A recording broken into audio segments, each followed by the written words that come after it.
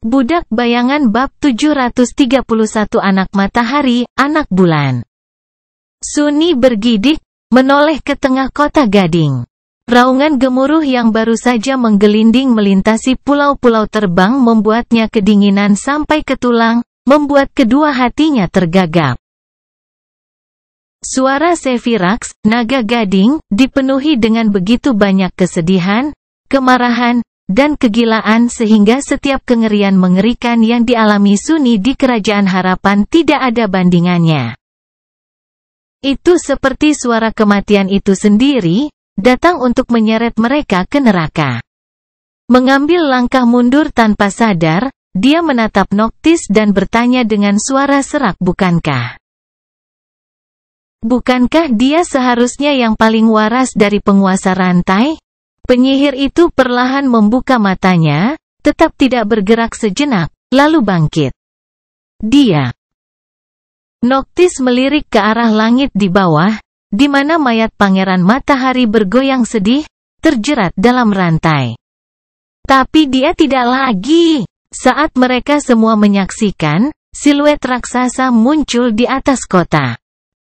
Matahari bersinar pada sisik gading binatang besar itu, dan saat dia bergerak melintasi langit, bayangan gelap menutupi jalan-jalan dan rumah-rumah. Naga itu jauh lebih cantik, agung, dan menakutkan daripada yang pernah dibayangkan Suni.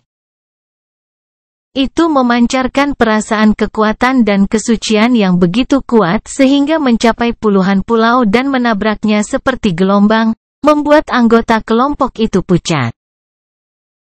Sefirax lebih terlihat seperti makhluk mitos daripada monster yang sebenarnya. Nyatanya, memanggilnya monster tidak akan terpikirkan. Apapun makhluk mimpi buruk itu, dia kebalikannya. Tubuhnya yang perkasa, sisik putihnya, matanya yang bersinar, rahangnya yang mengerikan, semuanya diliputi dengan kemegahan yang dalam dan mengerikan. Seluruh tubuh binatang besar itu dikelilingi oleh lingkaran cahaya ketuhanan emas, yang hanya bisa dilihat oleh Suni. Dan semua kekuatan yang tak terukur itu, semua kemarahan yang membakar itu, semua kegilaan yang tidak manusiawi itu ditujukan pada mereka. Hanya Noctis yang tetap acuh tak acuh, menatap naga yang mendekat dengan tatapan mantap. Wajah Suni menjadi gelap. Kamu akan bertarung. Penyihir itu berlama-lama sejenak, lalu meliriknya dan tersenyum. Dia akhirnya kehilangan akal. Musuh yang ceroboh tidak terlalu mengerikan untuk dihadapi. Dengan itu, Noctis maju selangkah dan melirik ke belakang. Dia berkata dengan nada sedih, "Ingat janjimu, temanku." Detik berikutnya, sosok penyihir itu berkilauan, lalu menghilang. Berubah menjadi semburan cahaya murni. Suni dan yang lainnya memandangi sungai cahaya indah yang tiba-tiba melonjak ke depan, pucat di bawah pancaran sinar matahari yang cerah. Mereka semua tiba-tiba merasakan sesuatu bergerak di dalam hati mereka, seolah-olah mereka tersentuh oleh kehadiran dewa sejati. Seolah-olah mereka menyaksikan sesuatu yang sakral. Saat cahaya pucat naik untuk bertemu dengan naga putih, itu mengalir dan berputar, membentuk dirinya menjadi bentuk hantu serigala kolosal. Di dahinya, bentuk bulan sabit bersinar terang. Serigala yang tubuhnya dianyam cahaya bulan membuka rahangnya dan melolong memekakkan telinga. Kemudian, dia bertabrakan dengan naga yang hiruk-pikuk, dan dilenyapkan. Dia terbuat dari ketiadaan kecuali cahaya halus. Tapi meski bentuk serigala itu rusak, cahayanya tetap ada. Itu menyapu Sefirax dan menempel di sisiknya, 10.000 taring bercahaya tenggelam ke dalamnya pada saat bersamaan. Seolah-olah naga itu bertarung dengan segerombolan kunang-kunang yang tak terbatas, bukannya seekor binatang buas. Sefirax meraung kesakitan, lalu memelintir lehernya yang panjang. Aliran api yang memusnahkan menyembur keluar dari rahangnya, menghancurkan ribuan titik cahaya. Tetesan darah mendesis jatuh ke tanah dari langit. Sunni mendongak, dilumpuhkan oleh skala yang mencengangkan dan pemandangan dunia lain dari bentrokan surgawi. Binatang senja. Baik atau buruk, dia tidak punya waktu untuk mengamati pertarungan antara keturunan para dewa. Dalam pertempuran ini, dia juga memiliki peran untuk dimainkan. Sambil mendesah, Sunni mengalihkan pandangannya ke kota gading yang indah dan berlari ke depan. Dia harus memasuki kota gading.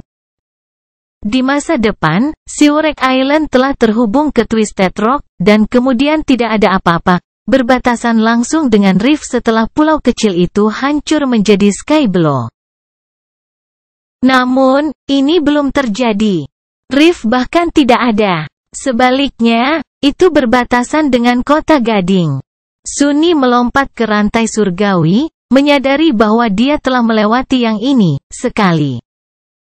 Saat itu, sudah berkarat dan sakit, perlahan-lahan dimakan oleh Chain Worms. Mordan Mimic telah melewatinya, melarikan diri dari Wormfin yang terbangun sementara Sunni mengejar. Sekarang, rantai surgawi tampak seperti baru. Mencoba mempertahankan esensinya, Sunni menahan diri untuk berubah menjadi bayangan dan langsung berlari ke depan. Dengan 4 inti dan augmentasi 4 bayangan, kecepatannya sangat mengejutkan, terutama karena dia menggunakan lengan atasnya yang panjang untuk mendorong dirinya ke depan, juga. Berlari lebih seperti binatang buas daripada manusia. Saat iblis berlengan 4 menembak melintasi rantai, kedua transenden melanjutkan pertarungan mereka di langit.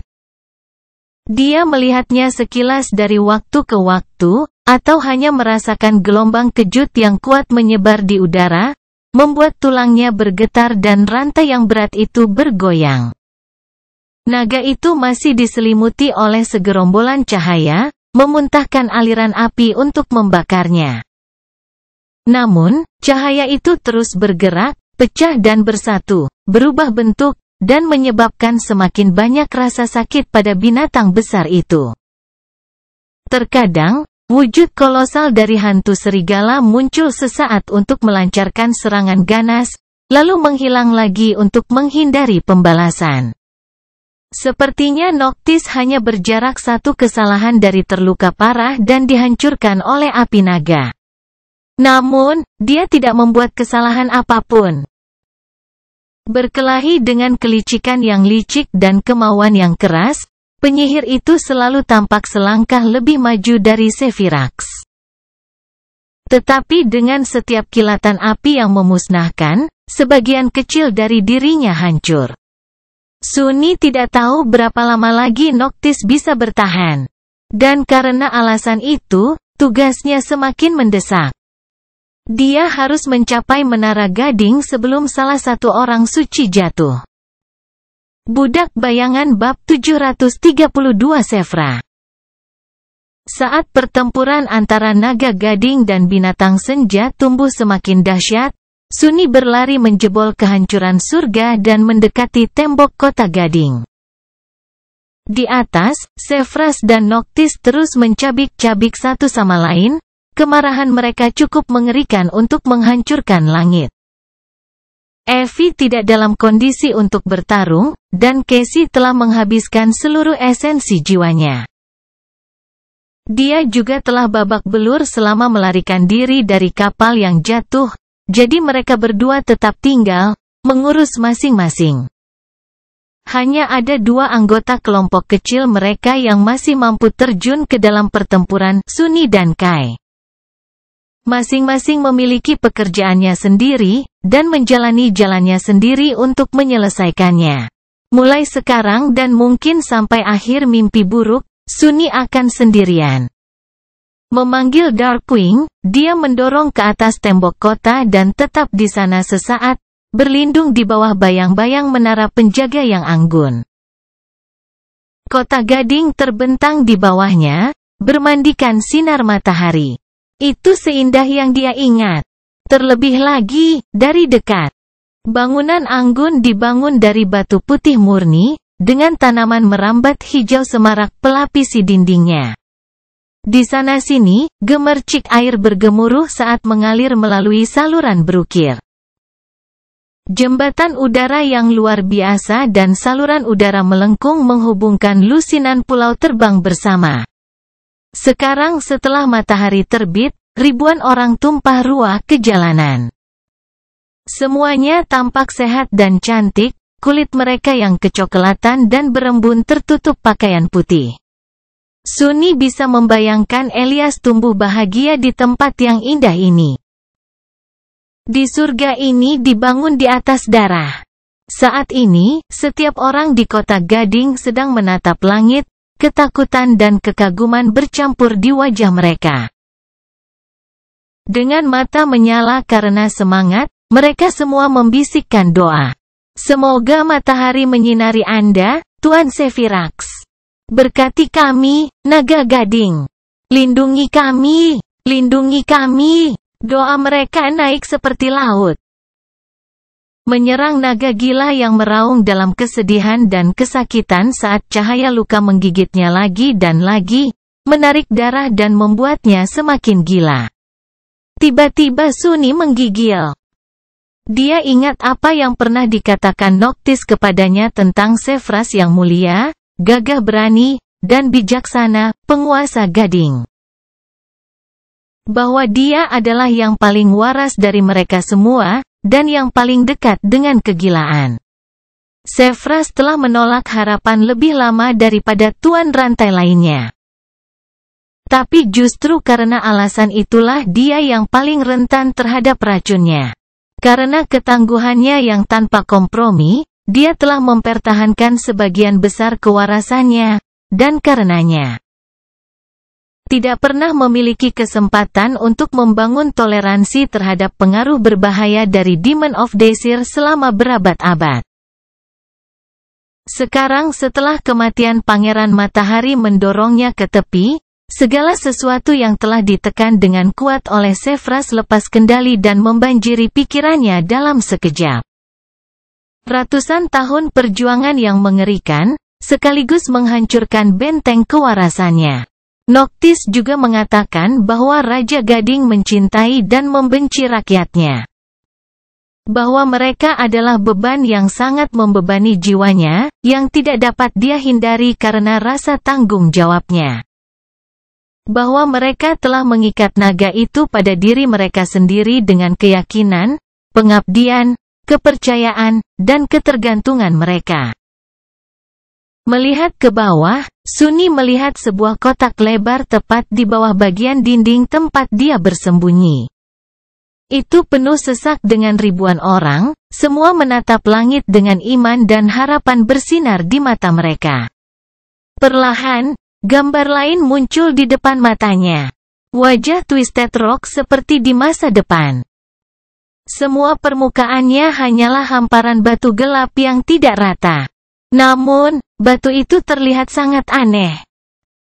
Seolah-olah sekali, dahulu kala, itu telah meleleh oleh panas yang tak terbayangkan dan kemudian memadat lagi, menciptakan bentuk dan pusaran yang aneh. Di sana-sini, tulang menghitam menonjol dari batu cair, menceritakan kisah manusia dan binatang yang tak terhitung jumlahnya yang tenggelam dalam neraka yang membakar itu. Pemandangan mereka menakutkan dan mengganggu, seperti sesuatu yang robek dari neraka yang sebenarnya. Dia memucat di bawahnya. Warga kota Gading berdoa, lindungi kami. Lindungi kami. Pada saat berikutnya, naga itu meraung saat dia menerima luka yang sangat menyakitkan, butir-butir darah merah mengalir di sisik gadingnya.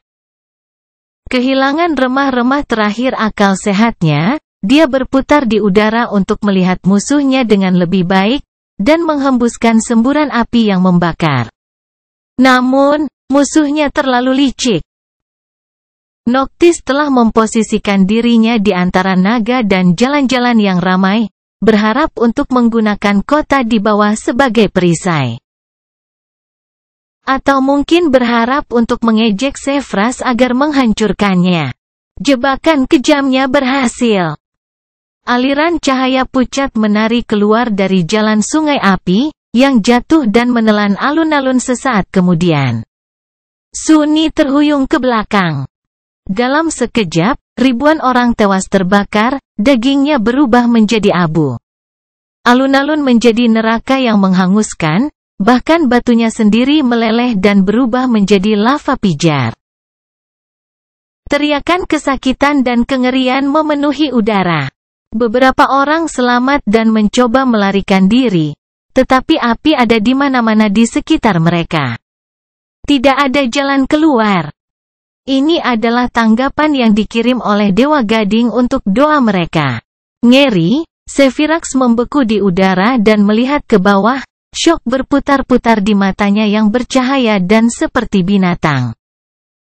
Sunni praktis bisa melihat pergulatan batin yang terjadi dalam pikiran kacau naga yang luar biasa itu. Untuk sesaat, cahaya nalar semakin terang di matanya. Dan kemudian, itu menjadi padam sepenuhnya. Tidak peduli lagi dan merindukan kebebasan, naga itu mengeluarkan raungan marah lainnya, dan kemudian menghembuskan aliran api yang kuat. Menghancurkan sebagian kecil dari musuh yang penuh kebencian, tetapi juga menenggelamkan beberapa jalan di kota Gading dalam api. Sunni menatap pembantaian itu, membatu, tapi kemudian menghilangkan kelumpuhannya. Tidak peduli seberapa keji dan tragisnya nasib naga Gading, dan kotanya, ternyata. Yang penting adalah dia sekarang harus melewati neraka yang membara di bawah, sendiri. Dengan geraman rendah, Sunni memanggil Memory of Fire ke Mantle of the Underworld dan melompat turun. Tidak banyak waktu yang tersisa. Budak Bayangan bab 733 Inferno. Saat dua makhluk abadi bertempur di langit di atas kota Gading, semakin banyak yang dilalap api. Didorong oleh kesedihan, rasa sakit, dan beban berat dari hidupnya yang tak berujung, naga mulia itu telah kehilangan kewarasan terakhirnya. Dalam kegilaannya untuk menghancurkan musuh yang sulit ditangkap dan penuh kebencian, dia menjatuhkan banjir api yang menghanguskan ke kota yang indah itu. Hilangnya nyawa sangat luar biasa. Penderitaan orang yang sekarat tak terlukiskan. Panasnya tak tertahankan. Ribuan orang tewas dalam api, dan ribuan lainnya dibakar menjadi abu setiap menit. Kepanikan dan kengerian menenggelamkan seluruh kota, mengubah warganya menjadi gerombolan yang tidak berakal. Mereka mencoba lari, menginjak-injak banyak orang sampai mati. Hanya untuk ditelan api di detik berikutnya. Bangunan-bangunan dari batu putih meleleh seperti lilin, dan jembatan udara anggun yang menghubungkan pulau itu runtuh ke dalam jurang. Penderitaan, kematian, dan kehancuran berkuasa. Dan di atas semua itu, Menara Gading berdiri, luhur dan acuh tak acuh. Sunni melintasi kota yang sekarat, menyaksikan pemandangan apokaliptik dari kematiannya yang mengerikan. Saat dia bergerak melalui lorong-lorong dan jalan-jalan yang terbakar, seolah-olah seluruh dunia akan segera berakhir. Dia dikelilingi oleh asap, api, dan hiruk-pikuk jeritan manusia yang bergema, diserang dari semua sisi oleh bau mengerikan dari daging yang terbakar dan perasaan takut yang mendasar dan putus asa. Penguasa cahaya adalah dewa pencipta. Tapi dia juga dewa kehancuran. Hari ini, aspek dirinya ini turun ke kota yang hancur dengan segala kemegahannya yang mengerikan. Sunni sendiri tinggal satu kesalahan lagi untuk dihancurkan. Dia berlari melalui mimpi buruk yang membara, menempel pada bayang-bayang di mana dia bisa dan menggunakan asap untuk menyembunyikan kehadirannya dari gerombolan yang panik. Dengan cakar dan cakarnya yang kuat, tidak sulit baginya untuk memanjat gedung-gedung atau mendorong dirinya dari tembok untuk tetap berada di atas kerumunan. Mencapai tepi sebuah pulau, dia bisa menggunakan jembatan, saluran air, atau rantai surgawi untuk mencapai yang berikutnya. Sunni cukup cepat dan kuat untuk menyelamatkan diri dari api yang dengan cepat menyebar ke seluruh kota Gading, melahap daging dan batu dengan rasa lapar yang sama. Namun, tidak ada yang akan menyelamatkannya jika Sevirax melepaskan aliran api di kepalanya. Bahkan Mantle of the Underworld tidak akan selamat dari bentrokan langsung melawan api naga selama lebih dari 1 detik. Yang bisa dia andalkan hanyalah intuisi dan reaksi cepatnya. Mencapai tepi atap bangunan besar, Sunni bersiap untuk melompati jalan di bawah. Tapi kemudian terhuyung ke belakang dan terjun ke dalam bayang-bayang, muncul belasan meter jauhnya. Sepersekian detik kemudian, tiang api yang mengamuk jatuh dari atas, menghapus bangunan yang dia tuju dari keberadaannya, dan mengambil seluruh jalan bersamanya. Atap tempat dia berdiri terbelah menjadi 2, dan seluruh struktur bergetar, mulai runtuh ke dalam neraka yang terik. Jalan ke depan terputus oleh api yang memusnahkan, memaksanya untuk mengubah jalurnya.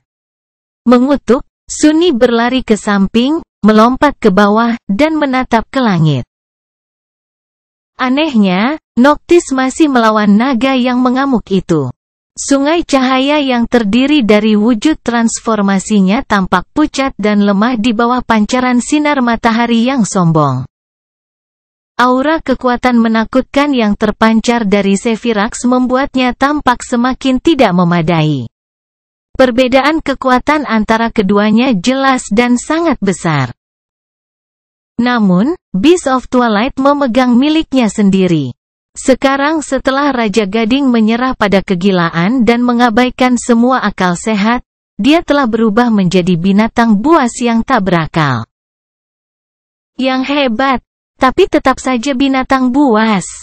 Meskipun berada pada posisi yang sangat tidak menguntungkan, penyihir itu menggunakan kejahatannya yang licik untuk tetap selangkah lebih maju dari musuh. Terus-menerus bergerak dan mengubah bentuknya, cahaya pucat berputar di sekitar naga dan merembes di antara sisiknya untuk tanpa henti menggigit dagingnya. Meskipun setiap luka kecil dan tidak penting, mereka membuat binatang itu sangat kesakitan. Dari waktu ke waktu, cahaya menyatu menjadi serigala raksasa dan menancapkan taringnya ke naga, menghancurkan timbangan secara langsung. Noctis juga selalu berhati-hati untuk memposisikan dirinya di antara Sevirax dan Kota Gading, memaksa penguasa rantai yang gila untuk menyebabkan lebih banyak kehancuran. Semakin banyak rasa sakit yang dialami Sevirax, semakin banyak kota kesayangannya yang dia hancurkan, semakin dalam kegilaan dan keputusasaannya tumbuh. Dan semakin sedikit alasan yang tersisa dalam pikirannya yang rusak, membuatnya lebih mudah bagi penyihir yang kejam untuk melawannya. Luka kecil yang tak terhitung jumlahnya yang dia kirim ke naga perlahan mulai menumpuk. Namun, Noctis juga dirusak sendiri. Meskipun dia mampu menghindari sebagian besar nyala api, setiap kali, sebagian kecil dari dirinya hancur tak dapat ditarik kembali. Cahaya yang menyusunnya tampak jauh lebih pucat, sudah. Sunni tidak tahu siapa yang akan memenangkan pertempuran yang mengerikan ini. Dia harus siap untuk kedua hasil tersebut. Seperti yang dikatakan Noctis kepadanya, ketika dua transenden yang bentrok berputar di langit, mereka perlahan bergerak menuju Menara Gading. Sunni juga semakin dekat dengannya. Dia telah melintasi setengah lusin pulau, entah bagaimana berhasil menderita hanya beberapa luka bakar yang serius. Sekarang, hanya beberapa rantai yang memisahkannya dari pagoda besar itu sendiri.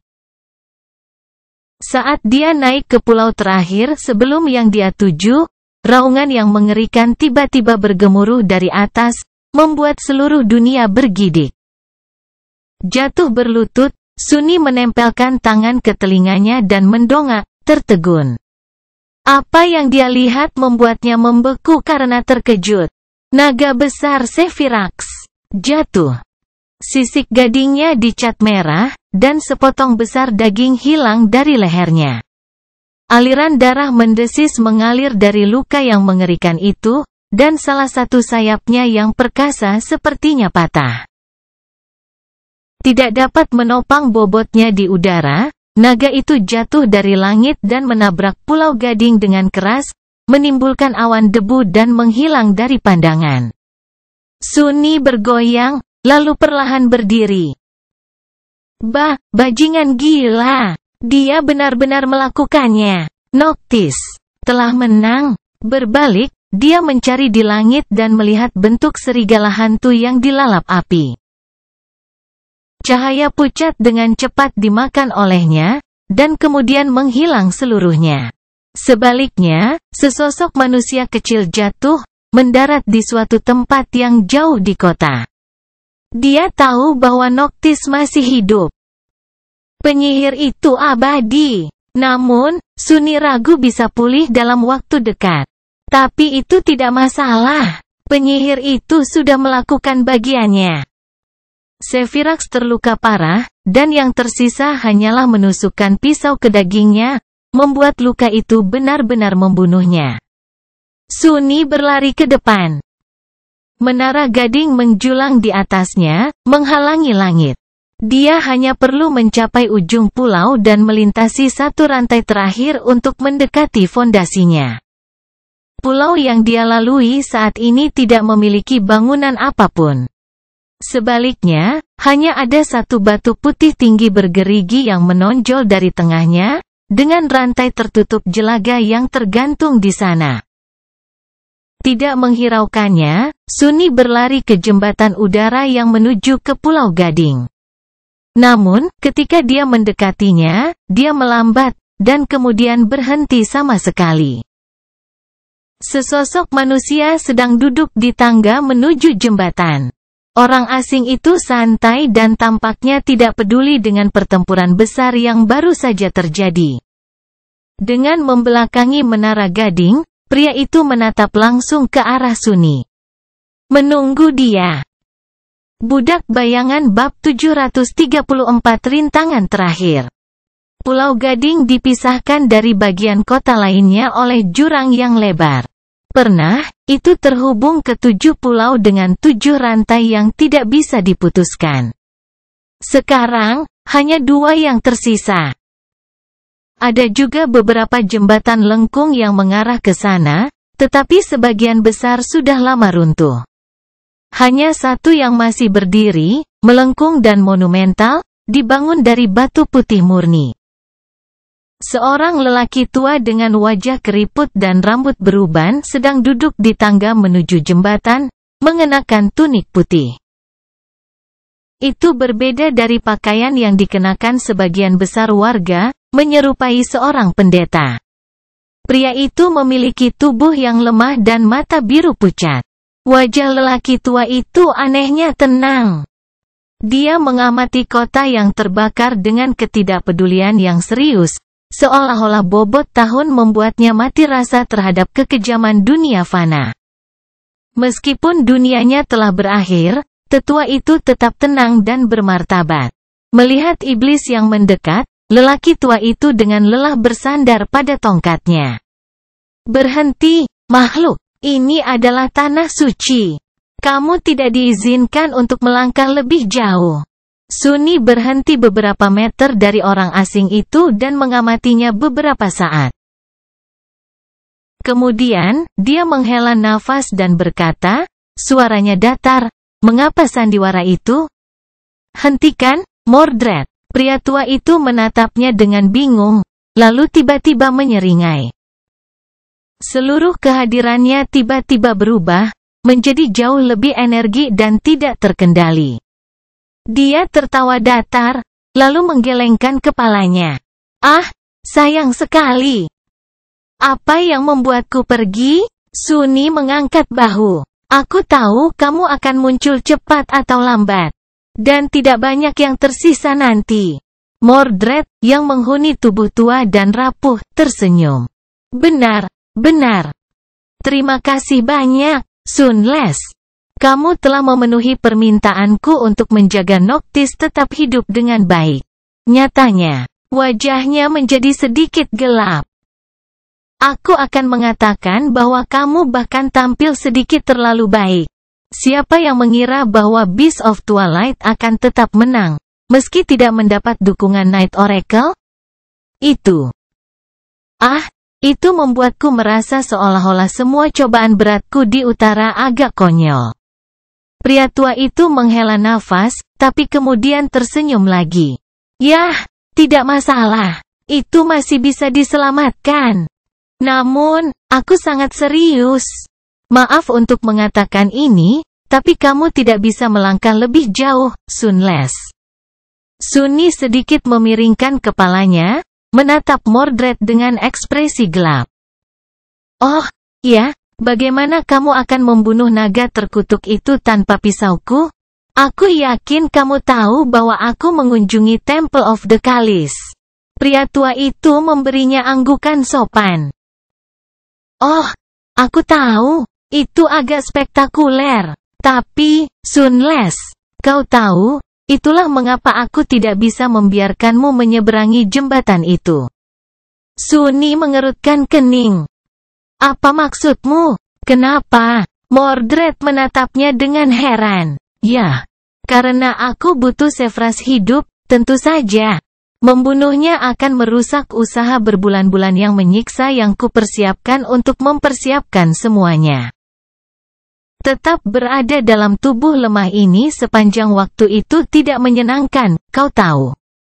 Tapi hanya ada sedikit orang yang Ivory Lord mengizinkan untuk merawatnya, dan pendeta ini adalah pilihan terbaik. Sunni menggertakkan giginya, lalu berkata dengan frustrasi, buat Noctis tetap hidup. Jaga agar Sephras tetap hidup. Sial, apa yang sebenarnya ingin kamu capai, Mordred? Kamu jelas tidak berencana untuk membebaskan harapan.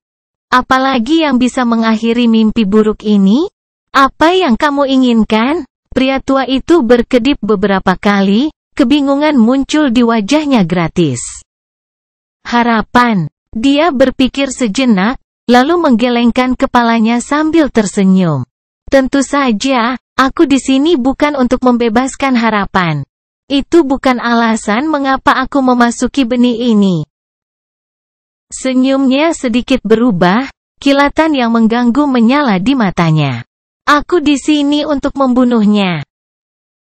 Saat kata-kata itu bergema dalam kesunyian, Sunni menatap lelaki tua yang lemah itu dengan kerutan dalam. Kemudian, dia melemparkan kepalanya ke belakang dan tertawa. Bunuh dia. Bunuh harapan. Apakah kamu benar-benar kehilangan akal, Mordred? Pangeran yang dibuang itu bergeser sedikit, lalu berkata dengan nada netral. Tidak sepenuhnya. Sunni mengepalkan tinjunya, lalu menggelengkan kepala karena marah. Dia adalah Desmond, dasar bodoh. Makhluk ilahi. Dewa. Bagaimana kamu, seorang yang bangkit, akan membunuhnya? Bagaimana kamu bisa berharap untuk mencakarnya? Mordred mengangkat bahu, lalu menatapnya dengan senyum ramah. Kenapa? Apakah kamu tidak pernah ingin membunuh dewa? Sunni menatapnya dengan mata terbelalak. Aku menilai diriku sendiri agak tinggi, tapi aku tidak mengalami delusi. Aku tahu batas kemampuanku, Mordred. Bukan, pria tua itu menghela nafas. Ini tidak seperti membunuh dewa, tidak mungkin. Bagaimanapun, mereka semua sudah mati. Namun, aku mengerti kekhawatiranmu. Aku tidak ingin menghadapi Demon of Desire dalam pertempuran. Dia berlama-lama sejenak, dan kemudian menambahkan, tapi dia tidak benar-benar bisa bertarung sekarang kan? Dia terikat, kehilangan sebagian besar kekuatannya. Di penjara selama 1000 tahun. Jadi, kau tahu, aku tidak bisa membiarkanmu mematahkan rantainya lagi. Bagianmu sudah selesai, Sunles. Serahkan sisanya padaku. Aku akan menaklukkan mimpi buruk ini untuk kita berdua. Ya. Dan menuai hadiahnya, tentu saja. Sunni memamerkan taringnya. Dia mungkin tidak sekuat dia sebelum Dewa Matahari mengikatnya, tapi dia masih makhluk tingkat ilahi. Kekuatanmu sendiri tidak akan cukup untuk melukainya, apalagi membunuhnya. Kau gila. Harapan es racun pasti sudah mengenaimu. Mordred tersenyum. Ah, kamu benar. Aku tidak cukup kuat untuk membunuhnya sendirian. Itulah sebabnya aku menghabiskan waktu berbulan-bulan dengan hati-hati memasukkan beberapa ide berguna ke dalam pikiran kacau Tuan Gading. Aku membutuhkan Noctis untuk memberinya sedikit dorongan, meskipun bunuh saudaranya, hancurkan kotanya. Anda melakukannya dengan baik untuk membantunya. Kilatan berbahaya muncul di mata lelaki tua itu. Sekarang Sevras tidak punya apa-apa lagi, dia akan mengarahkan kemarahannya yang tak ada habisnya pada harapan.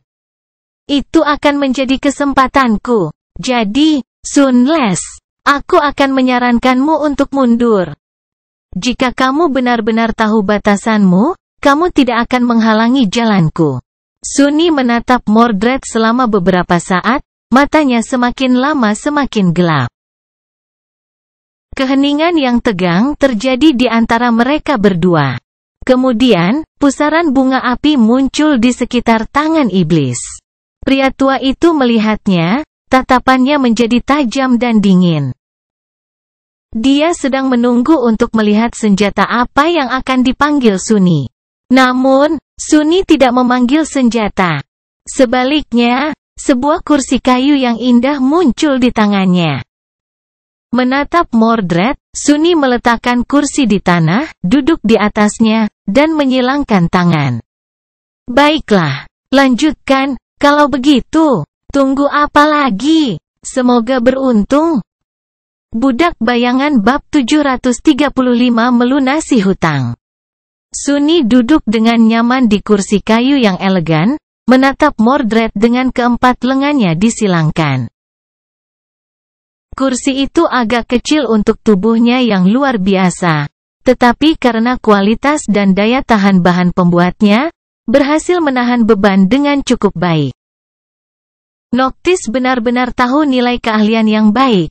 Pria tua itu, sementara itu, bertemu dengan tatapan datarnya dengan ekspresi agak terkejut yang perlahan muncul di wajahnya. Di sekitar mereka, kota Gading dilalap api. Setelah beberapa saat, Mordred bergeser sedikit, lalu berkata dengan geli. Sejujurnya, aku mengira kamu akan menyerangku. Sunni mencibir. Kenapa aku repot-repot? Kamu sepertinya sangat ingin bunuh diri. Aku bisa menunggu sampai harapan membunuhmu, lalu melanjutkan rencana awalku. Dia berpikir sebentar, lalu menambahkan, ditambah lagi, dalam kasus yang tidak mungkin bahwa Anda entah bagaimana berhasil, saya tidak benar-benar kehilangan apapun. Saya masih akan menjadi seorang master. Tentu, Valor klan yang hebat dan perkasa mungkin akan menderita sebagai hasilnya, tetapi apa yang saya pedulikan? Saya tidak punya hubungan dengan mereka. Pria tua itu menatapnya dengan senyum yang menyenangkan. Busurmu itu menyarankan sebaliknya. Sunni terkekeh. Pedang saya, apakah Anda menyukainya? Yah, saya sangat menyukainya. Cantik sekali. Keluarga Anda benar-benar tahu cara membuat memori. Namun, Anda salah jika berpikir bahwa saya menerimanya untuk memberikan layanan kepada Valor atau dekat dengan ayahmu. Faktanya, mereka bahkan tidak tahu kalau aku memilikinya. Aku lebih suka jika tetap seperti itu juga. Mordred memiringkan kepalanya sedikit. Jangan khawatir, Sunless. Rahasiamu aman bersamaku. Semua rahasiamu, sebenarnya, aku harus mengakui, meskipun, dengan betapa paranoidnya dirimu, kupikir kamu akan mencoba membungkamku dengan segala cara.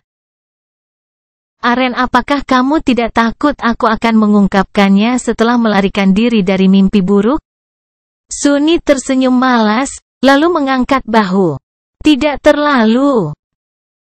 Dia menghela nafas, lalu berkata dengan nada serius, sementara menyakitkan bagi saya bahwa Anda tahu begitu banyak tentang saya, Anda dan saya serupa dalam banyak hal.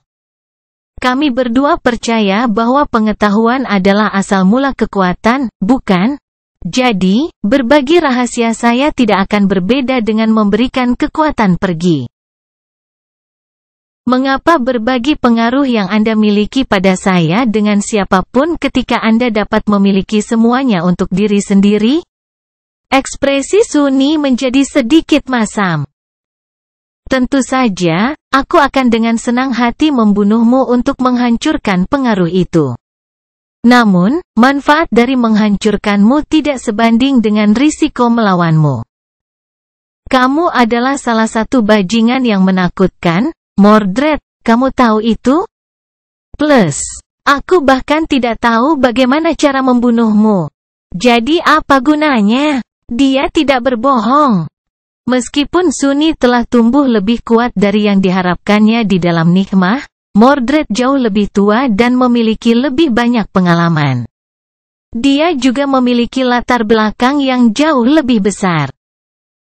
Jika kecurigaan Sunni benar, Pangeran Ketiadaan tidak hanya mewarisi garis keturunan Dewa Perang, tetapi dia juga dibesarkan oleh keberanian klan besar dan Asterion.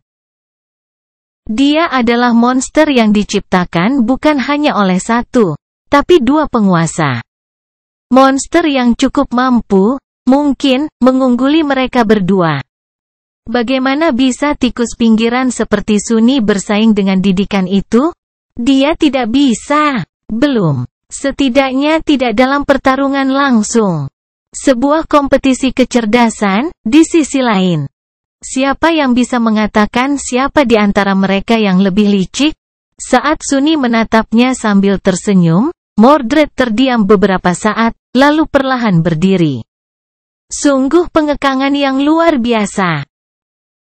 Apakah kamu yakin tidak ingin menyerangku, Sunles?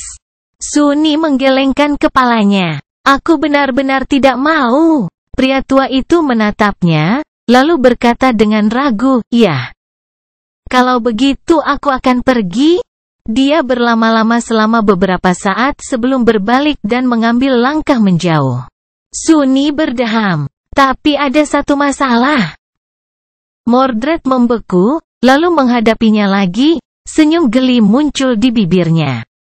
Matanya berkilat berbahaya. Oh, Sunni menghela napas. Sebanyak aku tidak ingin melawanmu. Dan sebanyak aku berharap kamu beruntung dalam mengakhiri mimpi buruk ini. Aku orang yang sangat picik. Aku juga memiliki ingatan yang hebat. Aku cenderung mengingat dendamku. Dia mengangkat tangan dan mulai menghitung dengan jarinya. Kamu menggunakan aku, memikatku ke dalam jebakan, menempatkanku dalam air panas dengan klan Valor. Menyebabkan aku dan temanku menderita selama berminggu-minggu, hampir merenggut nyawa kami, dan bahkan mencoba membunuhku sendiri. Kamu benar-benar berutang saya banyak, Mordred. Bukan begitu? Pria tua itu menyeringai. Ah, saya mengerti bagaimana Anda bisa sedikit kesal dengan tindakan saya. Nah, menurut Anda bagaimana kita harus melunasi hutang saya, Sunles? Sunni membuat dirinya lebih nyaman dan tersenyum. Kemudian, dia berkata dengan nada ceria. Aku menerima kenangan transenden. 6 atau 7 sudah cukup. Mordred menatapnya sebentar, lalu tertawa. Begitu. Sayangnya, itu tidak nyaman bagiku. Ada lagi yang bisa kau pertimbangkan? Sunni menatapnya dengan penyesalan. Ya. Kalau begitu, ada satu hal lagi. Kurasa aku bisa mencegahmu membunuh Hope, menghancurkan rencana yang telah kau buat selama beberapa dekade, menyiksamu dengan kejam selama beberapa minggu, dan kemudian perlahan hancurkan tubuhmu. Itu seharusnya membuat kita seimbang, kurasa.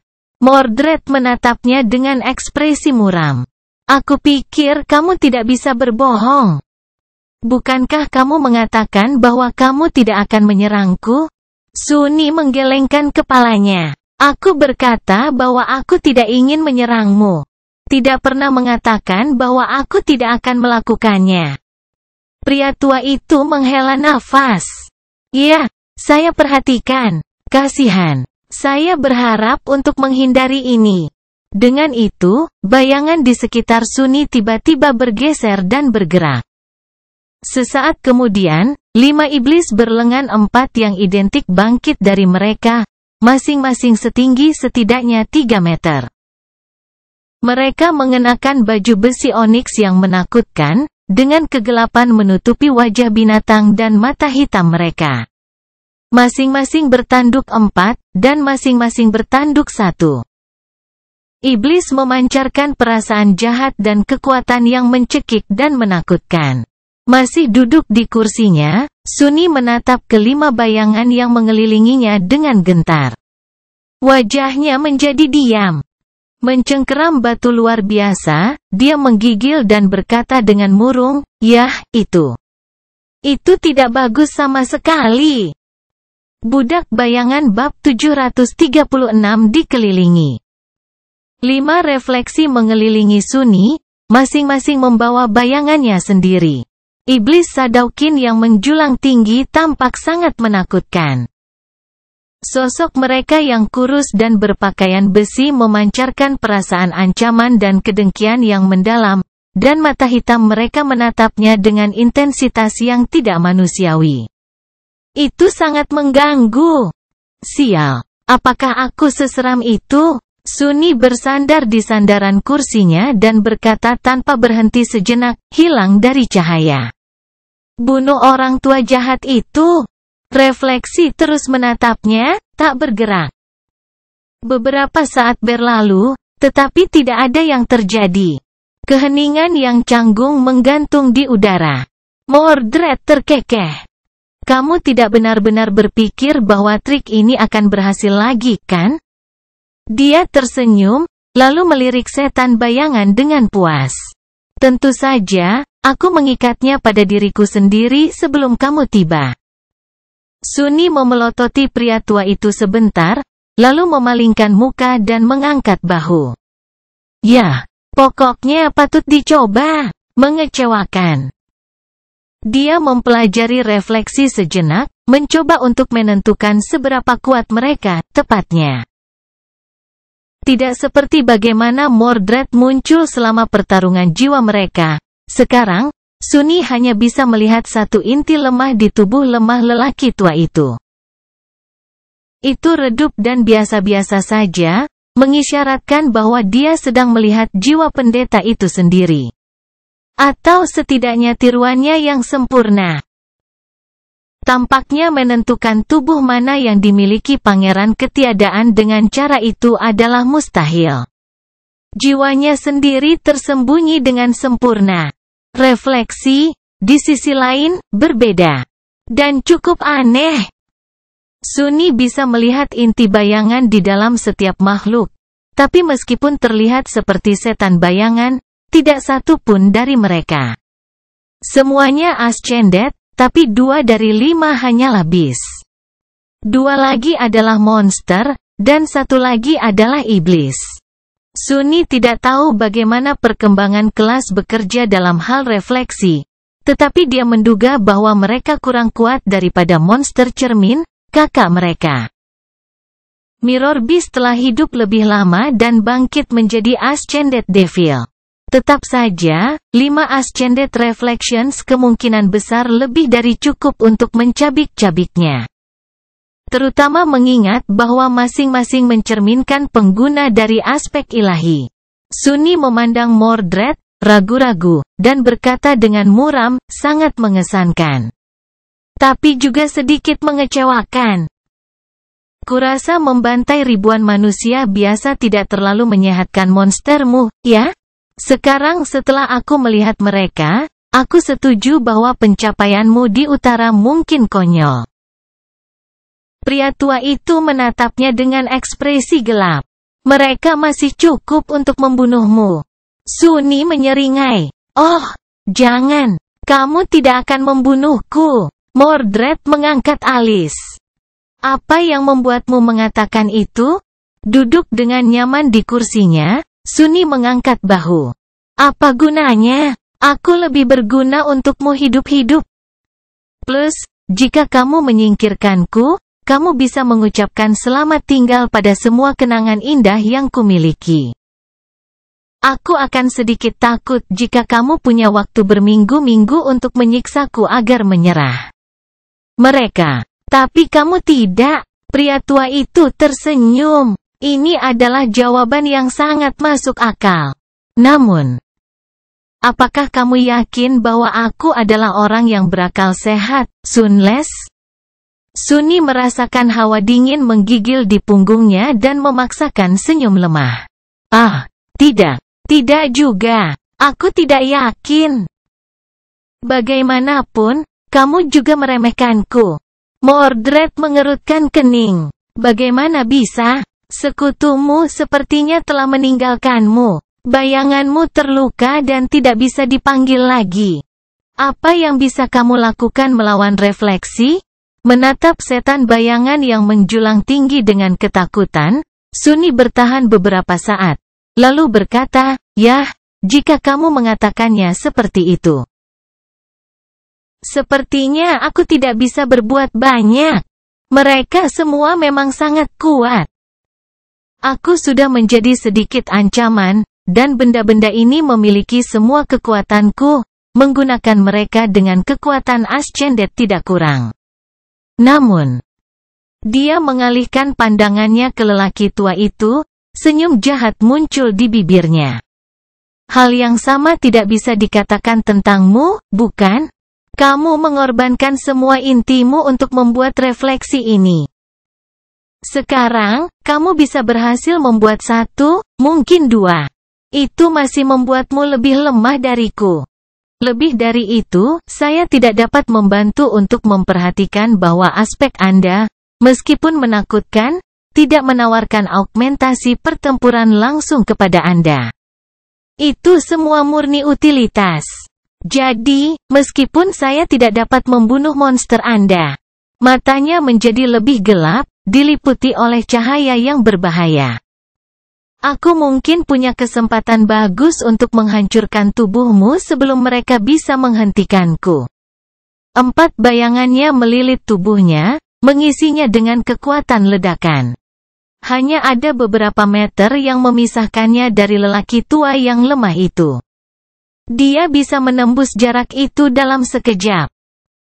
Mordred membuka matanya lebar-lebar, mundur selangkah dengan gemetar, dan mengangkat tangannya untuk melindungi dirinya sendiri. Oh, tidak, tolong, jangan, apa yang akan kulakukan tanpa tubuh? Kemudian, dia menggelengkan kepalanya dan tertawa. Ini tidak seperti seluruh kota penuh dengan orang yang bisa kuambil, kan? Kalau dipikir-pikir, mungkin aku akan bepergian keluar kota, menemukan salah satu sekutumu, dan memakainya sebagai gantinya. Yang mana yang harus kupilih, anak atau si cacat? Aku bisa membunuh 2 burung dengan 1 batu dan berurusan dengan peramalmu yang menyebalkan itu pada saat yang sama. Itu ide yang bagus, bukan begitu? Sunni menjadi pendiam. Tidak, menurutku itu bukan ide yang bagus. Pria tua itu menatapnya dengan muram, lalu menggelengkan kepalanya dan berbalik. Aku menyarankan agar kamu tidak bergerak, Sunles. Refleksiku tidak akan membunuhmu, tetapi itu tidak berarti bahwa itu akan menjadi lembut. Rasa sakit adalah rasa sakit. Dengan itu, dia mulai menaiki tangga menuju jembatan. Sunni menatap punggungnya, menggertakkan giginya, lalu memanggil Ding Wis. Segera setelah pesona itu menjalin dirinya sendiri dan bergabung dengan Mantle of the Underworld, dia mengirim keempat bayangannya untuk membungkus diri di sekitar baju besi onyx. sehingga menambah pesona persenjataan dunia bawah 4 kali lipat. Sudah diperkuat olehnya, efek dari Dying Wish menjadi sangat meningkat. Pesona memori, ditwist. Deskripsi pesona, mereka yang menyaksikan pengguna memori ini dipaksa, teman untuk terinspirasi, musuh untuk mencari Wielder. Sudah beberapa langkah lagi, Mordred tiba-tiba melambat, bergoyang sedikit, lalu berbalik. Wajahnya tegang dan penuh amarah. Apa? Dia menatap Sunny dengan kegilaan dan haus darah di matanya, lalu meringis. Sungguh, ingatan yang keji, trik yang bagus, Sunless. Tapi itu tidak akan berhasil padaku. Pria tua itu tersenyum lalu meremehkan, lalu tiba-tiba membeku. Perlahan, kerutan yang dalam muncul di wajahnya. Tapi kenapa kamu ingin aku menyerang, Sunless? Itu tidak masuk akal. Kamu tahu betapa berbahayanya aku. Kecuali, tentu saja, matanya melebar. Pada saat yang sama, Sunny menyeringai. Dan jauh dari mereka, di seberang hamparan luas kehampaan yang mengarah ke Pulau Gading, sesosok kecil muncul dari kegelapan langit bawah, terbang dengan cepat menuju naga yang berdarah. Budak Bayangan bab 737 Refleksi Diri. Setelah Solven dan Pangeran Matahari dikalahkan dan cahaya fajar menyapu sisa-sisa kerajaan harapan yang hancur, membawa serta amukan naga gading yang mengamuk. Sunny tahu bahwa Sevirax bukanlah satu-satunya penghalang di jalan mereka. Sepanjang semua itu, dia tidak pernah melupakan Mordred. Sebenarnya, dia lebih waspada terhadap pangeran keberanian yang dibuang daripada dia terhadap orang suci yang abadi, tidak peduli seberapa kuat dan mengerikannya mereka. Kekuatan penuh dari klan besar telah gagal menahan pangeran ketiadaan. Jadi harapan apa yang dimiliki Sunny? Tentu saja, dia tidak yakin Mordred akan berakhir sebagai musuh mereka di Nigma ini. Bagaimanapun, mereka adalah sekutu selama percobaan yang mengerikan ini. Setidaknya secara teori. Tapi dia tidak bisa mengabaikan kemungkinan itu.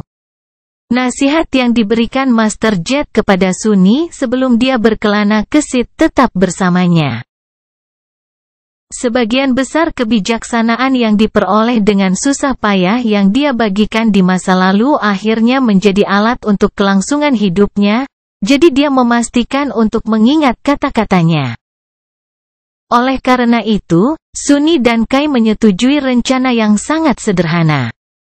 Salah satu dari mereka mengambil pisau obsidian, dan yang lainnya mengambil pisau kaca. Bergantung pada dewa mana yang jatuh, satu orang akan menyelesaikan pekerjaannya, sementara yang lain akan mencegah pangeran ketiadaan campur tangan, jika kebutuhan untuk melakukannya muncul. Seperti kata pepatah, tidak bijaksana menaruh semua telur Anda dalam satu keranjang. Jenis telur yang paling banyak dialami Sunny adalah milik iblis besar, jadi dia tidak begitu yakin mengapa menyimpan telur di dalam keranjang begitu merugikan. Tapi dia setuju dengan gagasan umum. Jadi, sejak lelaki tua yang lemah itu muncul di pandangannya, Sunny mengejar satu tujuan. Dia harus menjaga perhatian Mordred dan kelima refleksinya pada dirinya sendiri. Meskipun ada kemungkinan kecil bahwa dia bisa muncul sebagai pemenang jika mereka berdua bentrok dengan sungguh-sungguh. Sunny tidak menganggap tinggi peluangnya untuk mengalahkan pangeran yang dibuang dalam pertempuran. Terutama saat kelelahan setelah serangan dahsyat terhadap armada terbang dan tanpa dukungan dari bayangannya. Dia tidak pernah berniat untuk benar-benar melawan Mordred. Yang ingin dia lakukan hanyalah menghentikannya. Oleh karena itu, Sunny melibatkan Mordred dalam percakapan yang panjang. Menciptakan persepsi yang salah bahwa dia masih memiliki pisau kaca dengan mengajukan beberapa pertanyaan yang menyesatkan, dan memprovokasi lawannya untuk mengungkapkan 5 refleksi. Mungkin pangeran ketiadaan diracuni oleh harapan cukup untuk kehilangan sebagian kecil dari kelicikannya. Atau mungkin dia jatuh ke dalam perangkap yang menunggu sebagian besar pembohong dan gagal menjelaskan betapa menyesatkan kesannya terhadap orang-orang. Mungkin dia meremehkan seberapa mahir Sunni tumbuh dalam memanfaatkan cacatnya untuk keuntungannya sendiri. Bagaimanapun, untuk sekali ini, Mordred berakhir sebagai orang yang dimanipulasi alih-alih orang yang menarik tali. Sunni mungkin tidak lebih kuat darinya, tapi dia berhasil mengecoh pangeran yang dibuang itu. Hari ini, dia ternyata lebih licik dari keduanya, meski hanya nyaris. Dia memenangkan pertarungan tanpa mengangkat satu jari pun, hanya menggunakan kursi kayu dan lidah iblisnya. Ya, tepatnya, dia bahkan tidak menggunakan lidahnya. Dia menggunakan batu sebagai gantinya. Segera setelah semua refleksi muncul, Kai mulai bergerak. Dan pada saat dia mencapai Pulau Gading, sudah terlambat untuk menghentikannya. Hampir. Prince of Nothing masih bisa menggunakan aspeknya untuk bergerak melalui pantulan dan menyerang jiwa pemanah. Namun, Kai mengenakan anvil amulet yang diberikan Sunni padanya. Jimat ini telah dipalsukan oleh Sovereign of Valor sendiri, dan membuat pemakainya kebal terhadap kepemilikan jiwa Mordred. Bahkan jika pangeran yang dibuang melompati pantulan ke mata Kai, dia tidak akan bisa memilikinya. Itu hanya menyisakan refleksi, yang saat ini diubah menjadi salinan Sunni dan menggunakan aspek ketuhanannya. Masing-masing memiliki akses ke kenangan yang dia kenakan dan kemampuan aspeknya. Termasuk langkah bayangan. Mereka masih bisa mencapai pulau tepat waktu untuk mencegah Kai mengirimkan pukulan mematikan ke Sevirax. Sunni harus menghentikan mereka dengan cara apapun dan mentraktir temannya beberapa detik yang berharga. Tapi itu lebih mudah diucapkan daripada dilakukan. Saat sesosok manusia kecil melesat dari kegelapan langit di bawah menuju siluet naga gading yang merosot. Mordred dengan cepat berbalik dan menyipitkan matanya, langsung menyadari bahwa dia telah dipermainkan. Namun, sebelum dia bisa bereaksi, gelombang bayangan tiba-tiba meledak dari lentera kecil yang tergantung di pinggang Sunni, menyelimuti segala sesuatu di sekitar mereka dalam kegelapan yang tak tertembus.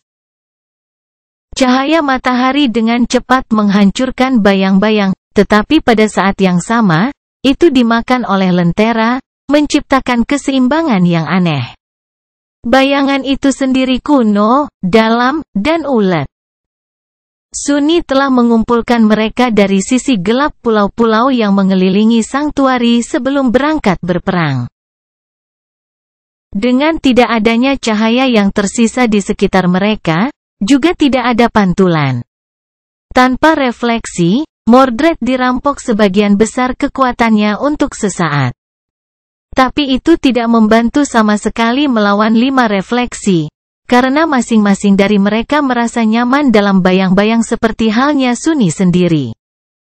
Bagaimanapun juga, itu adalah salinannya yang sempurna. Mengetahui hal itu, Sunni memutuskan untuk mencoba pertaruhan putus asa. Mantle of the Underworld masih ditambah dengan 4 bayangan. Pesona Underworld armamennya memberdayakan bermacam-macam efek Dying Wish. Sunni sendiri sangat terpengaruh oleh aura pesona yang memikat, merasakan dorongan yang hampir tak tertahankan untuk melemparkan dirinya ke refleksi dan mencabik-cabiknya. Namun, sensasi ini dengan cepat menghilang, karena dia telah menyingkirkan patung besi itu. Sebagai gantinya, dia memanggil sumpah patah ke dalam baju besi onyx. Dan karena 5 refleksi mencerminkan dirinya, masing-masing dari mereka juga mencerminkan perubahan itu. Hanya iblis yang ternyata cukup pintar untuk menghentikan dirinya sendiri dan mempertimbangkan konsekuensinya. The Beast and Monsters gagal menyadari hasil dari tindakan mereka tepat waktu. Mordred bergerak, begitu pula para iblis bayangan. Tapi seperti yang mereka lakukan, pesona keji itu sepenuhnya menjalin dirinya menjadi ada. Ditambah dengan pesona Mantle of the Underworld, aura pengikis jiwanya diperkuat dan mengalir keluar seperti racun yang tak terlihat. Armor itu, bagaimanapun, ditambah 4 kali lipat oleh bayangan Sunni, membuat efek pemberdayaan menjadi lebih jelas. Dan di atas itu, 4 dari 5 refleksi tiba-tiba memancarkan aura ganas yang sama. 5 bidang erosi jiwa yang berlebihan bergabung menjadi satu, berubah menjadi sesuatu yang jauh lebih ganas dan merusak daripada jumlah bagian-bagiannya. Menjadi sesuatu yang benar-benar mengerikan. Meskipun Mantle of the Underworld memberi Sunni tingkat resistensi yang substansial terhadap serangan jiwa, dia tidak bisa menahan diri untuk tidak berteriak. Refleksi juga membuka mulut mereka dengan kesakitan, meskipun tidak ada suara yang keluar dari mereka. Mordred, bagaimanapun, Mordred tidak menikmati perlindungan yang sama dengan yang diterima Sunni dan refleksi dari baju besi onyx. Budak Bayangan Bab 738 Pemusnahan Jiwa. Underworld Armament memungkinkan Mantle untuk mengakomodasi dan menambah memori pesona, menyalurkan pesonanya seolah-olah itu melekat pada armor itu sendiri. Itu saja membuat Mantle of the Underworld sangat fleksibel. Terlebih lagi, kualitas ini benar-benar bersinar saat digunakan oleh Sunni. Dia bisa menambah Broken Oath dengan 4 bayangannya, tetapi memilih untuk membungkusnya di sekitar baju zirahnya sebagai gantinya. Mencapai hasil yang lebih baik. Tidak hanya efek augmentasi yang dibagikan dan ditingkatkan, tetapi semua pesona Mantle of the Underworld lainnya juga ditambah. Di antara mereka adalah Stalwart, yang memberinya perlindungan sangat tinggi terhadap serangan fisik, perlindungan tinggi terhadap serangan unsur. Dan, yang paling penting, perlindungan dalam jumlah sedang terhadap serangan pikiran dan jiwa. Saat ini, Mantle secara bersamaan memancarkan aura penghancuran jiwa yang sangat merusak dan memberinya ketahanan yang jauh lebih tinggi terhadap kerusakan jiwa. Bahkan saat itu, ketika 5 dari aura ini berbenturan dan bergabung bersama, dia menjerit dan jatuh ke tanah, diliputi oleh penderitaan yang mengerikan. Jiwanya yang sudah terluka sedang terkoyak dan terkikis dengan kecepatan yang mengerikan, dan yang bisa dia lakukan hanyalah melingkari tanah, nyaris tidak bergantung pada kemiripan kesadaran. 5 refleksi tidak jauh lebih baik. Meskipun Ascended Soul mereka, atau apapun yang mereka miliki sebagai ganti jiwa, memiliki kualitas yang jauh lebih baik karena peringkat yang lebih tinggi, inti mereka lebih sedikit. Meskipun itu tidak cukup untuk membuat mereka menyerah pada pemusnahan jiwa lebih cepat daripada Sunni dengan sendirinya, itu juga berarti bahwa mereka memiliki lebih sedikit bayangan. Dan karena itu versi pantulan Mantle mereka menikmati lebih sedikit augmentasi, memberi mereka lebih sedikit ketahanan terhadap kerusakan jiwa. Apa artinya semua itu? Sunni tidak tahu. Dia tidak bisa menebak siapa yang akan dihancurkan terlebih dahulu, refleksi atau dia. Sejauh yang dia tahu, peluang mereka hampir sama.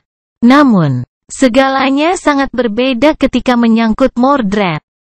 Tidak seperti Sunni dan refleksi, dia tidak menikmati perlindungan Mantle of the Underworld. Dia juga hanya mampu mencuri aspek tubuh yang dia miliki, sementara kemampuannya yang aneh dan mengerikan untuk meniru kekuatan seseorang hanya bekerja di dalam jiwa korban. Dia tidak bisa begitu saja menyalin armor onyx ke dirinya sendiri, dia juga tidak bisa menambahnya. Untuk saat ini, Mordred tidak berdaya.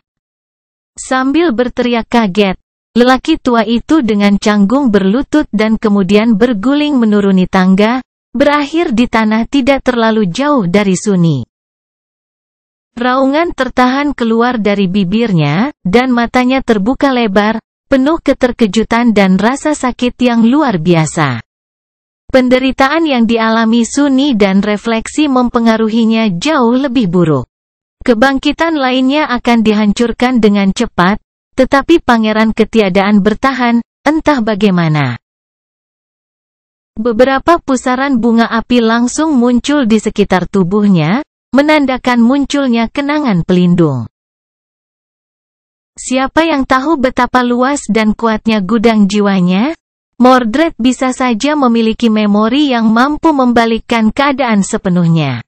Tapi sangat sedikit kenangan yang mampu memanifestasikan dirinya secara instan.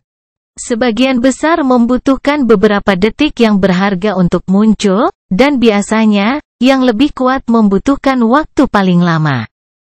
Pada saat percikan cahaya berubah menjadi benda nyata, dia mungkin sudah mati atau rusak parah untuk dapat bertindak.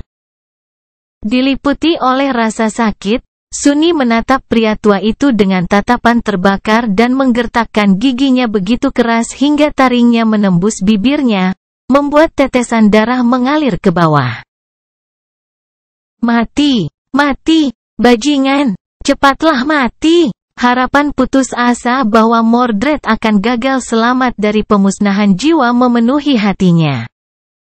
Terlepas dari kenyataan bahwa Sunny tidak benar-benar berpikir bahwa menyingkirkan sang pangeran akan semudah itu.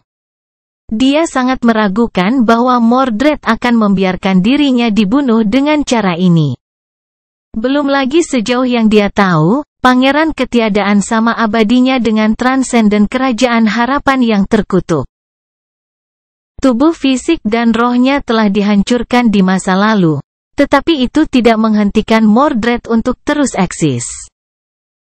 Klan Valor yang hebat tentu saja tidak kekurangan sarana untuk menangani kerusakan jiwa, tetapi mereka gagal menghilangkan bayangannya. Saya tidak peduli, mati saja. Lagi pula, Sunny akan puas hanya dengan menghancurkan cangkang fana Mordred. Tugasnya yang sebenarnya adalah memberi Kai cukup waktu untuk membunuh naga gading, dan memaksa sang pangeran untuk mencari tubuh lain akan melakukan hal itu. Sedihnya, Mordred punya ide yang sama. Jika dia kehilangan semua alasan karena rasa sakit, segalanya bisa berubah menjadi berbeda. Tetapi pangeran ketiadaan bukanlah apa-apa jika tidak berkepala dingin dan penuh perhitungan. Terlepas dari penderitaan yang mengerikan karena jiwanya perlahan-lahan tercabik-cabik, dia mempertahankan ketenangan dan kemampuannya untuk berpikir secara utuh. Memutar, Mordred berjuang untuk mengangkat kepalanya dan melihat ke arah salah satu refleksi.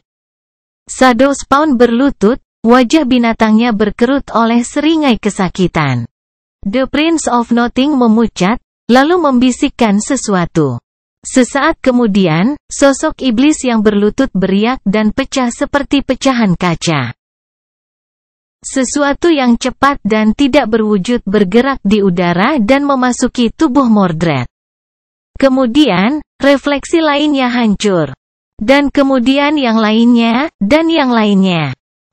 Dalam sekejap, 4 dari 5, baik binatang dan kedua monster, pergi, meninggalkan satu-satunya iblis.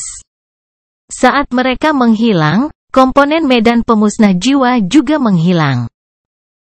Hanya aura augmentasi Sunny sendiri yang tersisa untuk menyebarkan racun yang tak terlihat. Dia menghela nafas lega, dan kemudian menolak sumpah rusak sepenuhnya. Hampir pada saat yang sama, gelang perak, kalung yang terbuat dari mutiara hitam aneh, dan tongkat tulang muncul di tubuh Mordred dan di tangannya. Setiap kenangan, tanpa diragukan lagi, memberinya perlindungan jiwa. Tapi sekarang, mereka tidak berguna. Dengan jiwanya yang berantakan dan hampir tidak bisa menjaga dirinya sendiri, Sunny tetap terbaring di tanah. Dia mengerang, dan kemudian melemparkan pandangan lelah pada musuhnya. Banjir esensi jiwa yang dia kirim ke lentera bayangan telah mengering, dan sinar matahari akhirnya menang, membongkar kubah bayangan yang mengelilinginya. Mordred terlihat berbeda, entah bagaimana. Tubuh lelaki tua itu tetap sama. Tetapi sekarang, sensasi halus dari kekuatan yang sangat besar dan bergolak terpancar darinya. Seolah-olah Sunni sedang menghadapi Titan, bukan manusia. Tidak. Mungkinkah, dua monster dan dua beast? Di antara mereka berempat, mereka telah berbagi 6 inti jiwa. Bukankah Mordred menolak refleksi? Tetapi benar-benar menyerapnya untuk memperkuat jiwanya dan bertahan dari serangan yang kuat? Bagaimana cara kerjanya? Bagaimana seorang yang bangkit bisa menyerap core ascended? Apakah mereka akan melemah, atau akankah semua kekuatan berlebih itu mencabik-cabik jiwanya dari dalam? Sunni tidak tahu. Yang dia tahu hanyalah bahwa dia benar-benar dipukuli dan dihabiskan, dan ada Ascended Demon dan Titan yang bangkit dengan kedok seorang lelaki tua di depannya, amarah membara di mata mereka. Tapi itu tidak masalah, karena pada saat itu, tangisan pedih yang tidak manusiawi bergulir melintasi hamparan kosong dari kehampaan dan mencapai telinga mereka. Itu adalah suara naga gading, Sevirax. Nafasnya yang sekarat. Budak Bayangan bab 739 Langit Kosong. Sementara Sunni dan Mordred berjuang untuk bertahan hidup saat jiwa mereka dihancurkan. Sesosok manusia muncul dari kegelapan langit bawah dan melesat ke sinar matahari, terbang dengan kecepatan luar biasa. Itu adalah seorang pria dengan kulit yang tampak seperti kulit kayu yang dipoles dan wajah yang terbakar dan cacat. Armornya babak belur dan dicat kusam oleh darah kering, dan anak panah yang menempel di ikat pinggangnya sudah lama kosong. Pria itu pernah menjadi perwira Sun Legion, tapi sekarang, dia kembali untuk membunuh komandannya. Matanya penuh tekad. Berbulan-bulan telah berlalu sejak hari yang mengerikan ketika Kai dan prajuritnya yang paling pemberani dirantai ke tebing putih di Pulau Pengorbanan dan ditinggalkan di sana untuk dimakan oleh naga. Siapa yang mengira dia akan kembali ke tempat terkutuk ini secepat ini? Meninggalkan panasnya kota yang terbakar. Kai bersembunyi di bawah pulau tempat rekan-rekannya berubah menjadi abu oleh api naga, menunggu Sunni mendapatkan perhatian penuh dari Pangeran Keberanian. Dan kemudian berlari ke depan tanpa melihat ke belakang. Dia tidak ingin melihat tebing putih dan rantai yang tertutup jelaga menggantung dari permukaannya lagi. Terbang di bawah jembatan terakhir yang menghubungkan seluruh kota ke Pulau Gading, dia menghindari perhatian terlalu cepat, dan kemudian naik ke bawah sinar matahari. Di belakangnya, kubah bayangan tiba-tiba muncul di pintu masuk jembatan, menyembunyikan temannya dari pandangan. Dengan hati yang semakin berat, Kai melayang di atas rerumputan zamrud kota Gading dan akhirnya melihat tujuannya.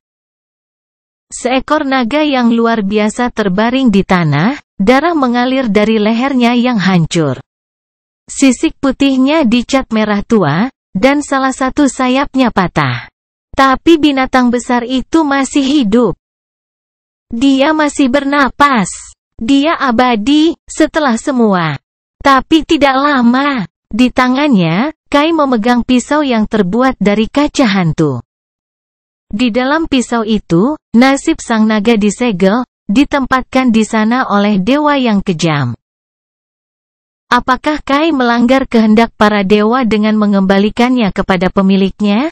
Atau menyelesaikan desain mereka? Dia tidak tahu, dan dia tidak peduli. Yang dia pedulikan hanyalah membunuh naga itu. Kai tidak pernah sangat kuat, atau sangat berani, atau sangat pintar. Butuh waktu lama baginya untuk tumbuh sedikit. Dia juga bukan orang yang memiliki keyakinan besar. Tetapi jika ada satu hal yang dia yakini, itu adalah bahwa Sevirax harus mati, dan pemerintahannya yang mengerikan harus berakhir. Kota indah yang dia kuasai terlalu keji. Sambil menggertakkan giginya, Kai mengabaikan rasa sakit yang telah menyiksanya selama berbulan-bulan dan menerjang naga raksasa itu. Pisau kaca berkilau di tangannya. Tetapi meski terluka parah, Transcendent yang abadi masih sangat kuat dan mematikan. Bagaimana mungkin seorang yang bangkit berharap untuk melukainya? Sebelum Kai dapat menusukkan pedang hantu itu ke daging yang terbuka di leher monster besar itu, Sevirax tiba-tiba bergerak.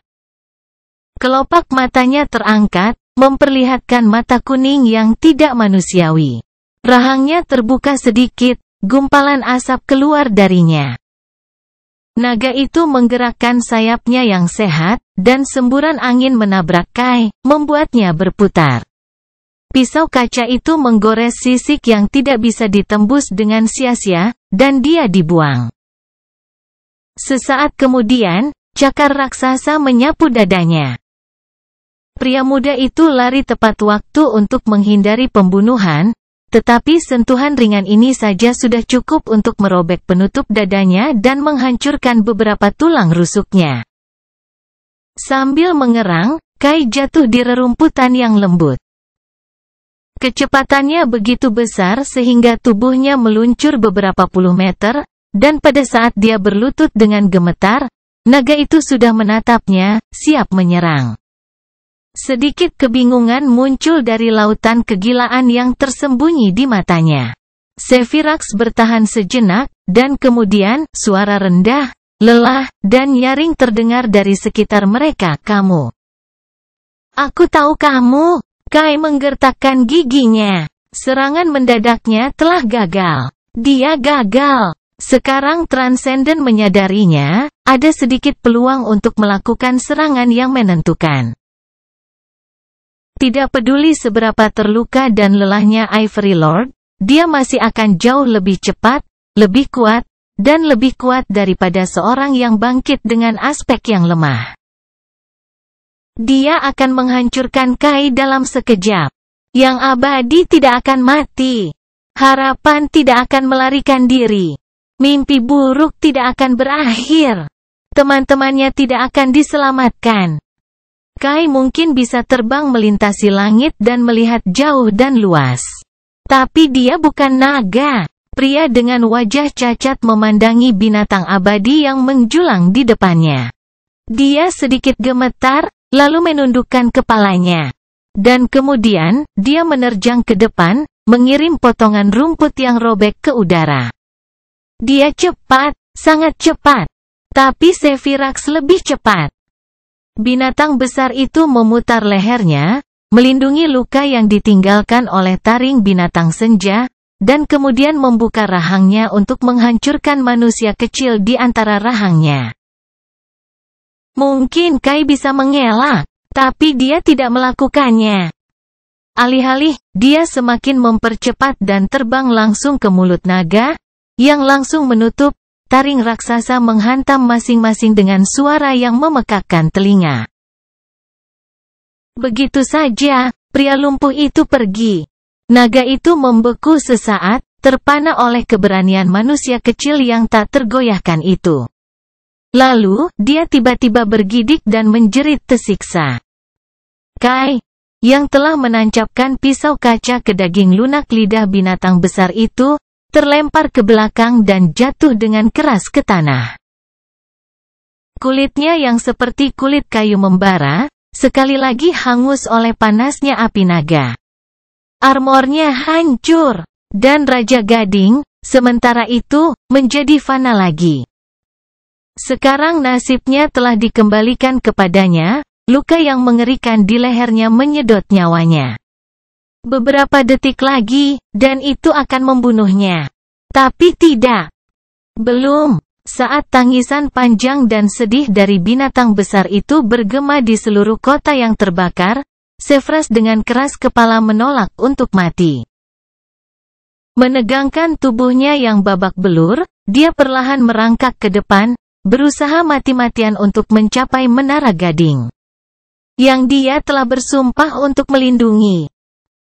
Meninggalkan jejak darah di belakang, naga putih yang cantik itu dengan siksaan membungkus tubuhnya di sekitar pagoda besar dan dengan lelah menundukkan kepalanya ke tanah di depan gerbangnya. Matanya perlahan tertutup. Itu adalah tugasnya. Untuk melindunginya, dia akan melakukannya, bahkan dalam kematian. Dia berjanji. Berbaring di rerumputan lembut di tengah api neraka, sang naga menghembuskan napas lembut. Dia membayangkan gambar yang berbeda. Gambar kota putih yang indah, jalan-jalannya bermandikan sinar matahari yang lembut. Penuh dengan orang-orang yang bahagia dan baik hati. Berkembang, damai, dan aman. Beberapa saat kemudian, Sephras, yang diberkati matahari, meninggal. Budak Bayangan bab 740 Mimpi Runtuh. Saat naga gading mati, riak tak terlihat menyebar ke seluruh dunia. Seluruh kota bergetar sedikit, dan kemudian, salah satu dari dua rantai yang tersisa yang mengikat Pulau Gading ke sisa kerajaan Hope yang hancur pecah dengan suara yang memekakkan telinga. Rantai yang putus jatuh ke dalam kegelapan langit bawah, hanya menyisakan satu tambatan yang menahan pulau itu di tempatnya. Posisi pulau bergeser.